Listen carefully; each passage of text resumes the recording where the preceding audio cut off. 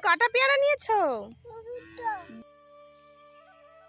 নমস্কার, কেমন আছেন সবাই? আমি বাবলি। আমার নতুন একটা ব্লগে আপনাদের সবাইকে স্বাগতম। এখন বাজে 11টা। তো সকালের কোনো ব্লগ আপনাদের সঙ্গে শেয়ার করিনি।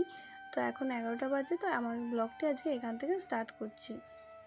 আর এখানে রিক্তামা তো স্কুল থেকে বাড়ি যাওয়ার পথে দোকানে একটু এসে হামলা শুরু করেছে। এটা দাও, ওটা দাও, নানান রকমের বায়না।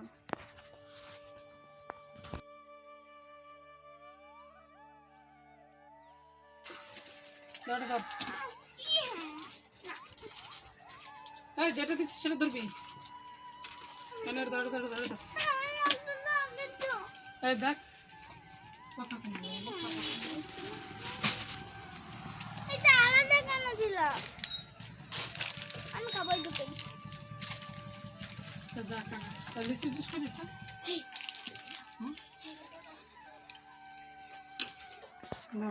আর সোনামা তো দোকান থেকে বাড়ি চলে গেল, তো গাড়িটা চলে গিয়েছিল।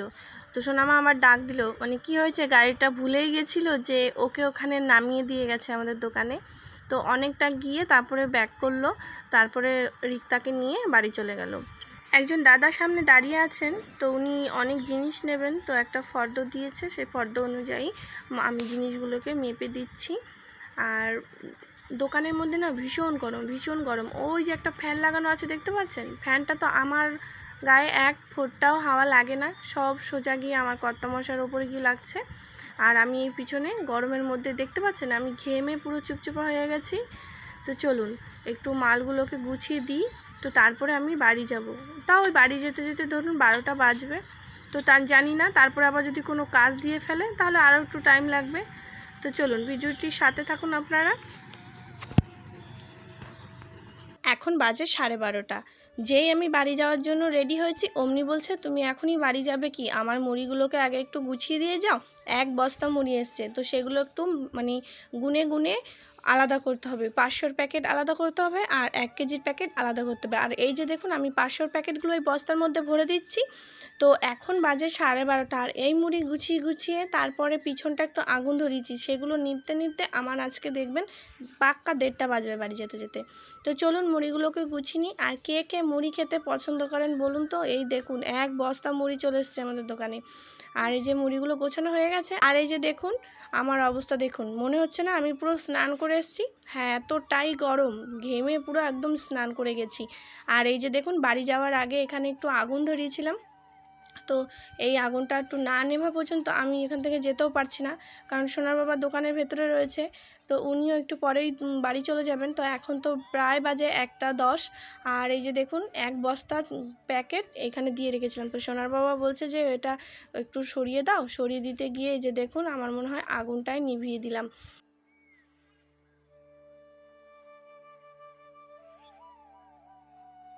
তো শুভ বিকেল বন্ধু আপনাদের সবাইকে। আর আমি চলে এসেছি এই যে একটু ফুল গাছের এখানে।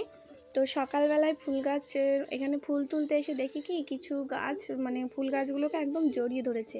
তো সেগুলো কাটতে গিয়ে এই যে এই ফলগুলো দেখলাম। তো এই ফলগুলো কি আমি ঠিক জানি না।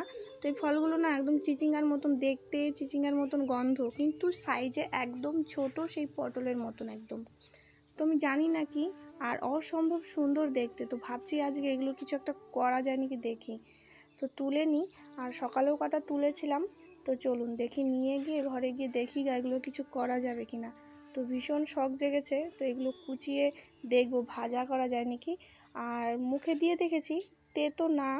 তো চলুন ঘরে নিয়ে যাই, তারপর যা করার করি। আর এই যে দেখুন বাটিতে এগুলো তুলে রেখেছিলাম সকালে, দেখুন কি দারুণ দেখতে, কি নাম এগুলোর, আপনারা কেউ কি জানেন? দেখুন খুব সুন্দর দেখতে, একদম চিচিঙ্গার মতন দেখতে কিন্তু, আর ছোট্ট সাইজে। তো এইগুলোকে আজ দেখি মানে ভাজা যায় নাকি, সুন্দর করে এগুলো একটু ধুয়ে নেব। তো সোনার বাবা সকালেই বলেছিল দেখো পাগল টাগল হয়ে যেও না এগুলো খেতে গিয়ে।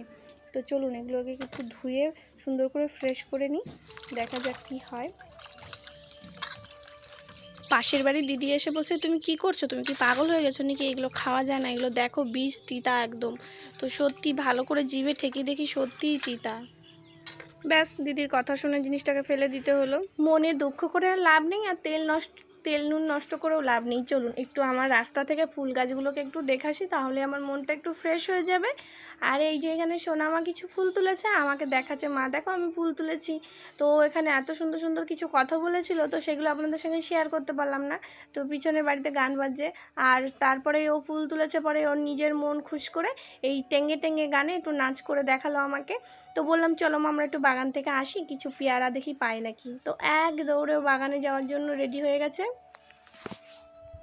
আর মাথাটা প্রচণ্ড যন্ত্রণা করছে। চলুন বাগানের দিকে বেশ হাওয়া আছে, আর বাড়ির দিকে না ভীষণ গরম, তো মাথাটা দেখি একটু কমই নাকি, আর পেয়ারাও খেয়ে আসি। চলুন আপনাদেরকে নিয়ে ঘুরে আসি বাগানে। তো কালকে পেয়ারা তুলেছে অনেকগুলো, তো আজকে আছে কিনা জানি না। কোলে নেবো কেন, দেখ বাগানে বাগানে কত হাওয়া। আয় আয় কোলে নেবো,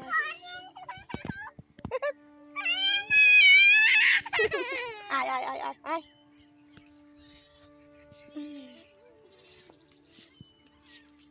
আমি এখন একটু পেয়ারা বাগানে এসেছি, পেয়ারা খাবো, দেখি পেয়ারা আছে নাকি গাছে। Tata tata. আমি আমি আমি লতা, আমি লতা, আমি লতা, আর আমি লতার মা, আমি লতার মা।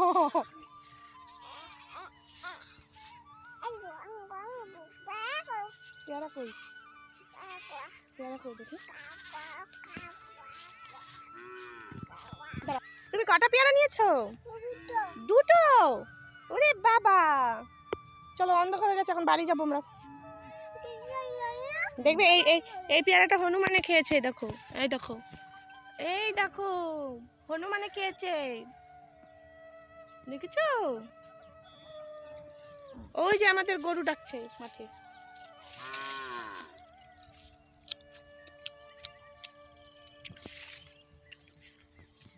শুভ সন্ধ্যা বন্ধু, আপনাদের সবাইকে জয়গুরু, রাধে রাধে।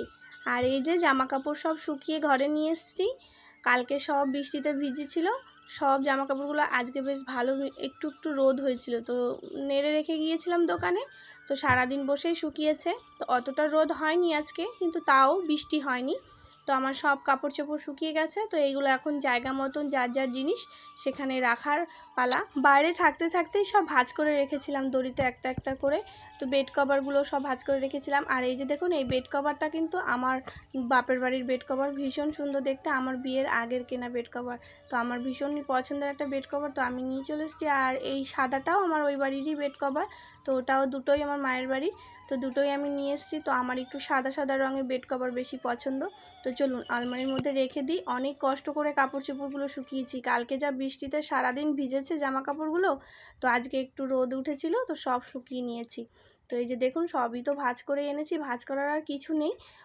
আর এখানে কিছু কিছু আছে, সেগুলো একটু ভাঁজ করে ঘরটাকে একটু গুছিয়ে নেব। তো চলুন আমি এগুলোকে একটু গুছিয়ে তারপরে সোনামাদেরকে পড়তে বসাবো, আবার মানে সন্ধ্যার খাবারটা ওদেরকে খাওয়াবো। সন্ধ্যায় দেখি আবার কি খাওয়ার বায়না করে।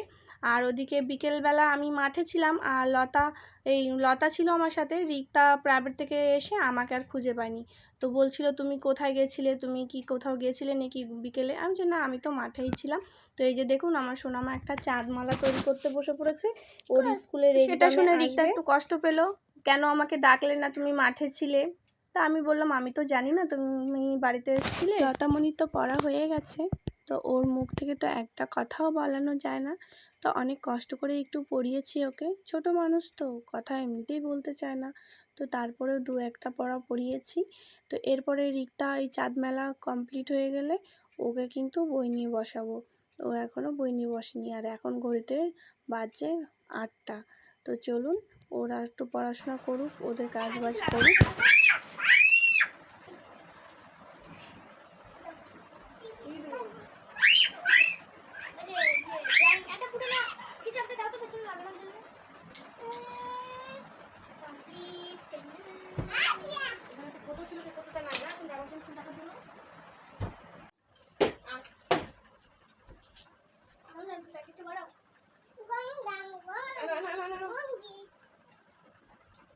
বসো বসো।